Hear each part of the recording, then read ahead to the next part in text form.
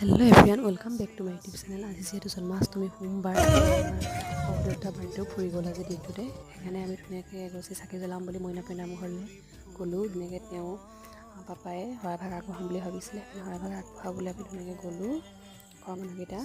তাৰপিছত গৈ মেলি চাকি তাকি ল'লোঁ, শৰাই ভাগ কিনিলোঁ। তাতে কিনিবলৈ পাই বহুত দোকান বহিছে, যিহেতু ভাদ মাহ, সেই তেনেকৈ লৈ মেলি গ'লোঁ, চাকি তাকি জ্বলাই মেলি তেতিয়ালৈকে নাম ষ্টাৰ্ট কৰিছে পঢ়িবলৈ। তেনেকৈ আমি গৈ মেলি ঢাৰি পাতি বহিলোঁগৈ। অহাৰ পিছত ধুনীয়াকৈ আমি চাহ তাহ খাবলৈ মাতিলে, চাহ তাহ খালোঁ। চাহ তাহ খাই মেলি ধুনীয়াকৈ চোতালত সেইখিনিকে বহি আছে ইমান ধুনীয়াকৈ।